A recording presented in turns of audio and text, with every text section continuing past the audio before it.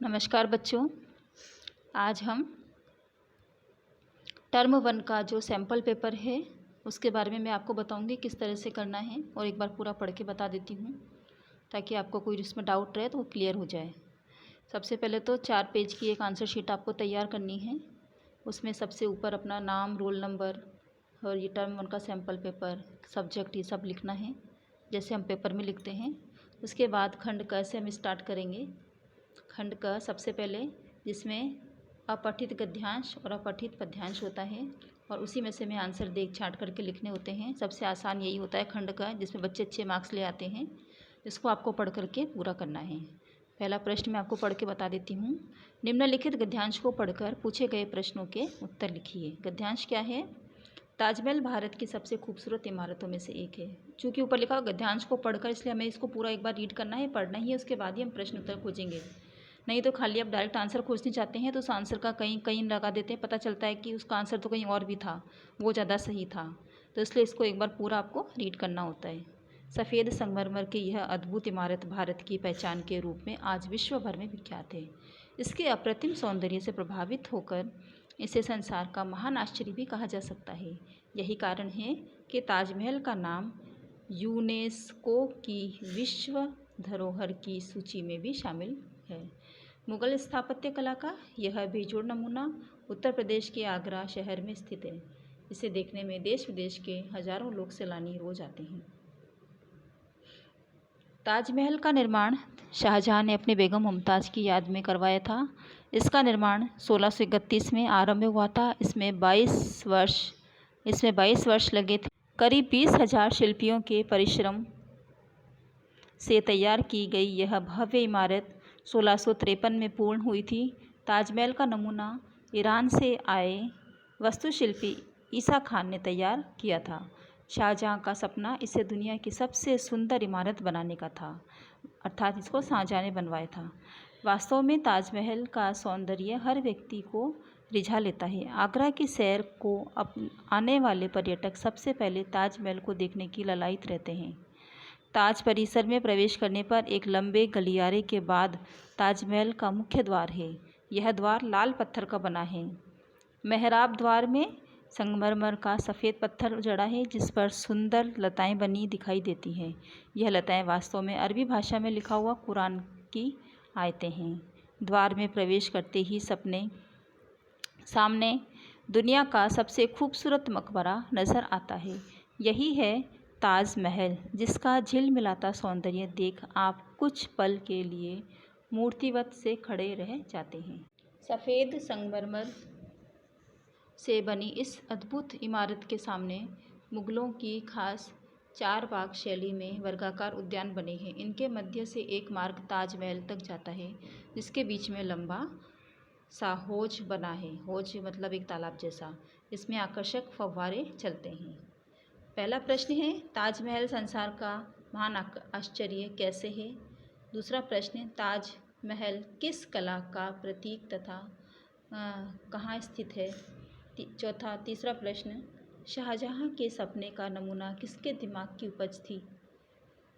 चौथा प्रश्न, ताजमहल कितने वर्षों में तथा कितने शिल्पियों के परिश्रम से बनकर तैयार हुआ?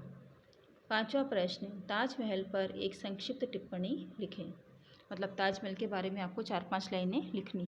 प्रश्न 2, निम्नलिखित पद्यांश को पढ़कर पूछे गए प्रश्नों के उत्तर लिखिए। पूरा पद्यांश हमें कविता की तरह रीड करना है।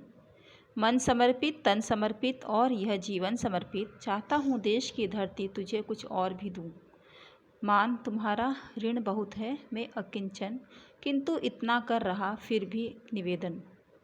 थाल में लाऊं सजाकर भाल जब, कर दया तस स्वीकार लेना यह समर्पण। गान अर्पित, प्राण अर्पित, चाहता हूँ देश की धरती तुझे कुछ और भी दूँ। मांझ दो तलवार को लाओ न देरी, बांध दो कसकर कमर पर ढाल मेरी। भाल पर मल दो चरण की धूल थोड़ी, शीश पर आशीष की छाया घनेरी। स्वप्न अर्पित, प्रश्न अर्पित, आयु का क्षण क्षण समर्पित, चाहता हूँ देश की धरती कुछ और भी दूँ। देश के लिए है ये सब कुछ, और कवि देश के लिए क्या क्या करना चाहता है, ये सारी बातें से बताइए। इसका आपको पूरा मीनिंग समझना है। मीनिंग समझने के बाद में कविता की तरह नहीं बल्कि गद्यांश की तरह ही इसका आंसर लिखना है, जैसे मैंने आपको वर्कशीट में करके बताया था। पहला प्रश्न है, कवि देश के लिए क्या समर्पित करना चाहता है, तो पूरा आंसर लिखेंगे कवि देश के लिए, जब इसका आंसर आ गया वो समर्पित करना चाहता है। ऐसे ही कवि अपने ऊपर किसका ऋण मानता है, तो पूरा आंसर लिखेंगे कवि अपने ऊपर ऋण मानता है, जो भी है इसका आंसर। कवि अपने भाल पर क्या मलना चाहता है, कवि कमर पर क्या बांधने को कह रहा है। आशीष शब्द में कौन सा उपसर्ग है, कविता का मूल भाव अपने शब्दों में आपको लिखना है। ये इसके प्रश्न हो गए, ये आपको करने हैं। इसके बाद हम नेक्स्ट पेज से खंड ख शुरू करेंगे। प्रश्न 3, निर्देशानुसार उत्तर दीजिए। निम्नलिखित प्रत्ययों को जोड़कर दो दो प्रत्यय बनाइए। आउ और इन। आउ से 2 शब्द बनाएंगे और इन से 2 शब्द बनाएंगे। आपको पता होना चाहिए प्रत्यय कहाँ पर लगते हैं, उसी हिसाब से आपको मूल शब्द में प्रत्यय जोड़कर शब्द बनाने हैं। निम्नलिखित शब्दों का समास विग्रह करके लिखिए। गजानन और सर्वप्रिय। गजानन और सर्वप्रिय, हमें इन दोनों का समास विग्रह करना है। समास का नाम नहीं पूछा है, केवल विग्रह ही करना है। निम्नलिखित शब्दों से भाववाचक संज्ञा बनाइए। दास, मधुर, देव, उलझना। ये सारे क्वेश्चंस मैंने आपको वर्कशीट में कराई दिए हैं। आपको करने में बिल्कुल भी दिक्कत नहीं आएगी, कोई परेशानी नहीं आएगी। अगर करा होगा आपने वर्कशीट में ईमानदारी से, तो आप बड़ी आसानी से पेपर सॉल्व कर सकते हैं। अगला प्रश्न है, निम्नलिखित शब्दों का लिंग परिवर्तन कीजिए। कवि और सेठ, इनका लिंग परिवर्तन करना है, मात्राओं का ध्यान रखना। निम्नलिखित शब्दों का वचन परिवर्तन कीजिए। केला और अध्यापक, इनका वचन परिवर्तन करना है, इसमें भी मात्राओं का विशेष ध्यान दीजिए। अगर मात्राएं गलत होगी तो पूरा रोंग माना जाएगा आपका। निम्नलिखित शब्दों का संधि विच्छेद कीजिए। नायक और मनोरथ, इन दोनों का संधि विच्छेद करना है। निम्नलिखित शब्दों का विलोम शब्द लिखिए। जड़ और सभ्य, इन दोनों के आपको विलोम शब्द बताने हैं। निम्नलिखित वाक्यांशों के लिए एक शब्द लिखिए।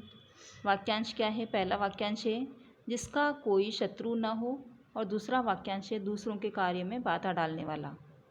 अगला प्रश्न, निम्नलिखित शब्दों के लिए एक एक अनेकार्थी शब्द लिखिए। आराम के हम और क्या कहेंगे दूसरा इसका शब्द, और खेत, खेत के लिए दूसरा शब्द अनेकार्थी।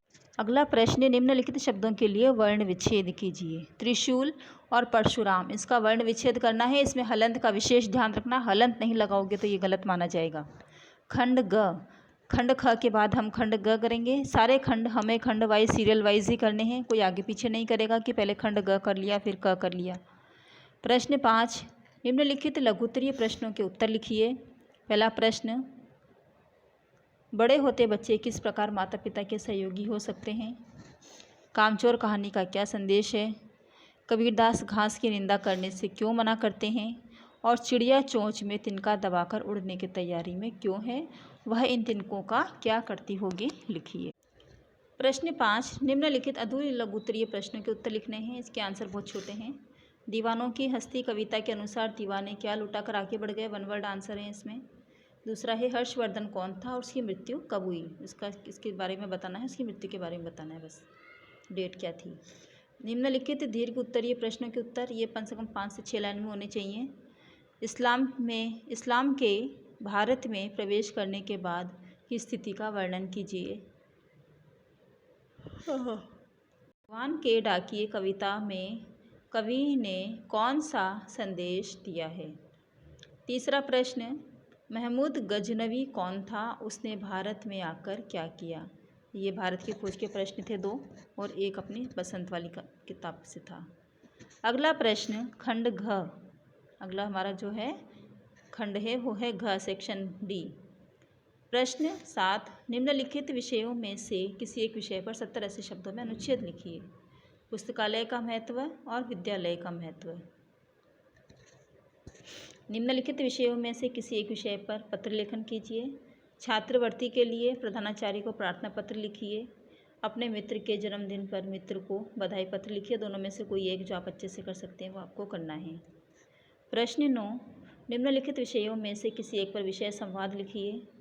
बेटी के जन्मदिन की तैयारी को लेकर माँ बेटे के बीच संवाद, और हवा और सूरज की बातों को लेकर एक काल्पनिक संवाद। आप अपने मन से कुछ भी कि दोनों किस तरह बातें करते होंगे वो लिख सकते हैं।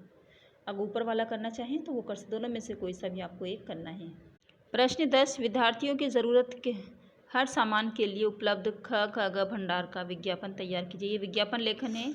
आपको 2 विज्ञापन दिए हैं, दोनों विज्ञापन में से कोई एक विज्ञापन आपको बनाना है। यहाँ पर विद्यार्थियों के सामान मतलब स्टेशनरी का जो है उसमें आप अपने कोई भी अपने उसको दुकान को नाम दे सकते हैं। वो बना करके आपको एक अपनी दुकान का विज्ञापन तैयार करना है।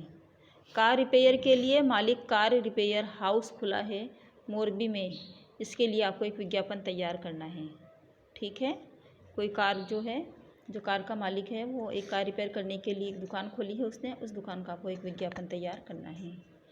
प्रश्न 10, निम्नांकित चित्र को देखकर उसका वर्णन 5 से 6 पंक्तियों में कीजिए। इसमें 5 नंबर का क्वेश्चन होता है, ज़्यादातर इतने ही मार्क्स में पूछा जाता है, इसलिए ज़्यादा नहीं लिखना होता है। 5 लाइनें या 10 लाइनें आप इसमें लिख सकते हैं। ये चित्र देख करके आपको पता होना चाहिए चित्र किस चीज़ का है, इसमें क्या क्या चीज़ें दर्शाई गई हैं, और इसी के आधार पर आप इसका चित्र वर्णन करेंगे। इसको एक नाम भी दे सकते हैं चित्र को, अगर आप चाहें तो किसी मेले का जो भी जैसा भी आपको दिखना चाहिए किस चीज़ का है ये। तो ज़्यादा मैं नहीं बता सकती हूँ क्योंकि सिंपल पेपर है, इसलिए ज़्यादा नहीं बोलूँगी। फिर भी आप उसको देखकर टॉपिक को अच्छे से नाम देकर इसको अच्छे से आपको लिखना है। 6-7 लाइन से अगर ज़्यादा ही लिखे हैं तो अच्छा है, मैंने 5-6 पंक्तियाँ तो आपको लिखनी ही होती हैं। ज़्यादा अच्छे लिखते हैं तो अच्छे से इसमें मार्क्स मिल जाते हैं आपको। इसी के साथ आज का हमारा जो ये सैम्पल पेपर है वो पूरी तरह से मैंने आपको बता दिया है। आपको अपने अच्छे से सफाई से सुंदर राइटिंग में और पूरा मन लगा करके और पूरी तैयारी करने के बाद ही इसको सॉल्व करना है। धन्यवाद।